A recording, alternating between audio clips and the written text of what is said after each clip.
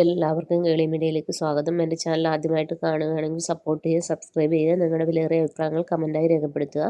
അപ്പം നമുക്ക് ഇന്നത്തെ ഇഷ്ടം എന്ന സീരിയലിൻ്റെ എപ്പിസോഡിലേക്ക് പോയാലോ.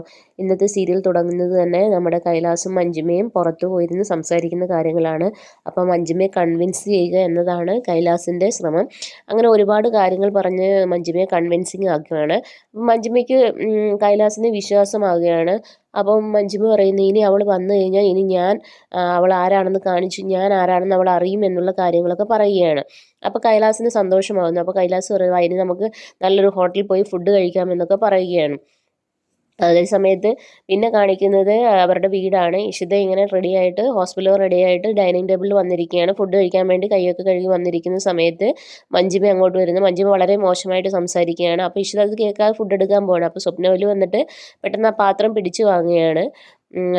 അപ്പോൾ കൈലാസ് വരുന്ന് അവന് കൈലാസിന് വിളമ്പി കൊടുക്കാൻ മഞ്ജിമയോട് പറയുകയാണ്. അപ്പോൾ അവളിങ്ങനെ വിഷമിച്ച് സങ്കടപ്പെട്ടിരിക്കുകയാണ്. അങ്ങനെ സ്വപ്നവല്ലിയും മഞ്ജിമയും എല്ലാവരും കൂടി ഇഷിതയെ അങ്ങ് കുറ്റപ്പെടുത്തുകയാണ്. ആ സമയത്ത് കൈലാസിൻ്റെ ഉള്ളിൽ, ഇന്ന് ഞാൻ നിന്നെ വെറുതെ വിടത്തില്ലടി, ഇന്ന് രാത്രി നീ എൻ്റെ കൈകളിൽ വരും എന്നുള്ള രീതി മനസ്സിൽ ഇങ്ങനെ പറയുകയാണ്.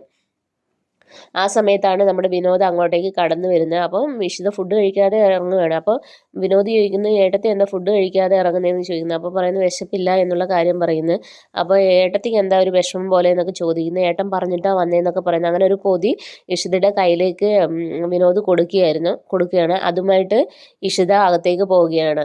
അപ്പം വിനോദിനോട് ഫുഡ് കഴിക്കാൻ സ്വപ്നവലി പറയുകയാണ്. അങ്ങനെ വിനോദ് ഇരുന്ന് ഫുഡ് കഴിക്കുന്നത്. എന്നിട്ട് അവരോടത്ത് പറയുന്നത്, ഏട്ടത്തിക്ക് എന്തോ വിഷമമുണ്ട്, ഏട്ടൻ പറഞ്ഞു, അതുകൊണ്ടാണ് ഞാൻ വന്നതെന്നൊക്കെ പറയുന്നു. അറിയാലോ ഏട്ടൻ്റെ കാര്യം എന്നുള്ള കാര്യങ്ങളൊക്കെ വിനോദ് പറയുന്നു. അപ്പോൾ അത് കേൾക്കുമ്പോൾ മറ്റുള്ളവർക്ക് ടെൻഷനൊക്കെ ആവുന്നുണ്ട്. അങ്ങനെ അവിടെ ഇരുന്ന് അവർ കഴിക്കുകയാണ്. പിന്നീട് ഇഷിത റൂമിൽ ഫുഡ് ഇങ്ങനെ തുറക്കുകയാണ്. അപ്പോൾ അവളൊരു സ്വപ്നം പോലെ ഇങ്ങനെ മനസ്സിൽ കാണുകയാണ്. ഇങ്ങനെ അഴിക്കുന്ന സമയത്ത് മഹേഷ് വന്ന് അവളുടെ തോളിൽ കൈവയ്ക്കുന്നതും ഈ ഫുഡ് അഴിച്ചെടുത്ത് പ്ലേറ്റിലിട്ടിട്ട് അവൾക്ക് വാരി കൊടുക്കുന്നതും അവർ കെട്ടിപ്പിടിക്കുന്നതൊക്കെ ആയിട്ടുള്ള ഇങ്ങനെ കാണുകയാണ്. അപ്പോൾ പെട്ടെന്ന് അവൾക്ക് മഹേഷിനെ ഒരുപാട് മിസ് ചെയ്യുന്ന പോലെ തോന്നുകയാണ്.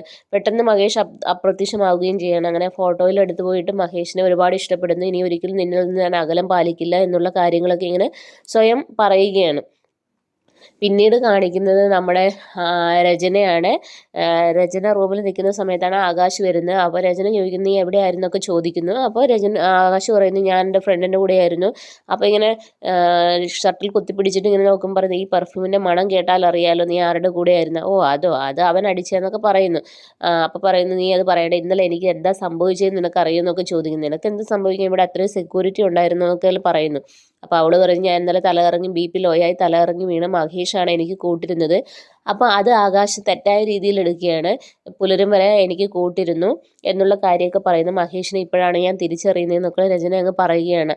അപ്പോൾ ആകാശ് പറയുന്നു, നീയും ഞാനും മഹേഷിനെതിരെ തുറന്ന യുദ്ധത്തിന് വന്നതാണ്. അതിൽ നിന്ന് പിന്മാറിക്കഴിഞ്ഞാൽ നിനക്ക് എതിരെ എന്നെ അറിയാമല്ലോ, ഞാൻ അത് തന്നെ ചെയ്യും എന്നുള്ള കാര്യങ്ങളൊക്കെ പറയുകയാണ്. അങ്ങനെ ദേഷ്യപ്പെട്ട് പിന്നെ ആകാശ് അവിടെ നിന്ന് ഇറങ്ങിപ്പോവുകയാണ്.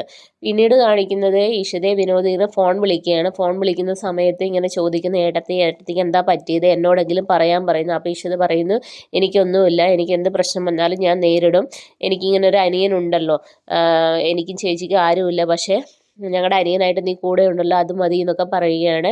അപ്പോൾ നീ ഇത് മഹേഷിനോടൊന്നും പറയണ്ട എന്നുള്ള കാര്യങ്ങളും പറയുന്നു.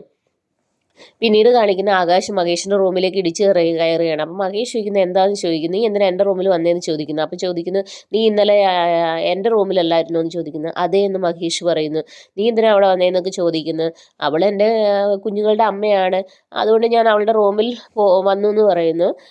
നീയും അവളും തമ്മിൽ എന്താ ബന്ധമെന്ന് മഹേഷ് ചോദിക്കുന്നു. ഞാനും അവൾ തമ്മിൽ മുൻകാല ഭാര്യയും ഭർത്താവുമായിരുന്നെങ്കിലും ബന്ധമുണ്ട്, നീയും അവളും തമ്മിൽ എന്ത് ബന്ധമുള്ള, നീ പിന്നെ ഡൽഹിയിലേക്ക് വന്നപ്പോൾ ഒരു തീരെ കൂട്ടിക്കൊണ്ടുവന്നു, ആ ബന്ധമല്ലേ ഉള്ളെന്ന് ചോദിക്കുന്നു. അപ്പം ആകാശ് ചോദിക്കുന്നു, നിനക്ക് ഇപ്പോഴും അവളോട് പ്രേമമുണ്ടല്ലോ എന്ന്. അപ്പം മഹേഷ് പറയുന്നു, അവളോട് പ്രേമോ, എനിക്ക് ഭാര്യയുണ്ട്, വീട്ടുകാരുണ്ട്, എനിക്ക് അവളെ ആവശ്യമില്ല എന്നുള്ള രീതിയിലൊക്കെ പറയുകയാണ്. നിൻ്റെ കൈ എൻ്റെ നേരെ തള്ളാൻ ഇറങ്ങിക്കഴിഞ്ഞാൽ നീ ഇവിടുന്ന് മര്യാദയ്ക്ക് പോകില്ല എന്നൊക്കെ മഹേഷ് പറയുകയാണ്. ഇങ്ങനെ പറയുന്നിടത്താണ് എപ്പിസോഡ് അവസാനിക്കുന്നത്. അതിനുശേഷം കാണിക്കുന്ന നാളത്തെ എപ്പിസോഡാണ് ഇഷിത ഹോസ്പിറ്റലിൽ പോകുന്നു. അപ്പോൾ ചേച്ചി അവിടെ വരുന്നു. ചേച്ചിയോട് ഇഷിത ഈ കാര്യങ്ങളൊക്കെ പറയുന്നു. ചേച്ചി അപ്പോൾ പറയുന്നു നമുക്ക് പീഡനത്തിന് കേസ് കൊടുക്കാമെന്ന്. അപ്പോഴാണ് മറ്റേ ഈ കൈലാസിൻ്റെ വലയിൽപ്പെട്ട മറ്റേ പെൺകുട്ടി അവിടെ വരുന്നത്. അപ്പോൾ ആ പെൺകുട്ടിയും പറയും ഞാനും ഇതുപോലെ ഒരുത്തൻ്റെ കയ്യിൽ പെട്ടുപോയി എന്ന് പറയുന്നു. അങ്ങനെ ഈ കൈലാസിൻ്റെ ഫോട്ടോ കാണിക്കുകയാണ്. അപ്പോൾ ഫോട്ടോ കാണിക്കുമ്പോൾ ഇഷിതയ്ക്ക് മനസ്സിലാവുന്നു ഇവനാണെന്നുള്ള കാര്യം. അങ്ങനെ ഇനി ഇഷിത അവനെതിരെ പോരാനുള്ള ആയുധങ്ങളുമായിട്ടാണ് പുറത്തേക്ക് വരുന്നത്. ഇനിയുള്ള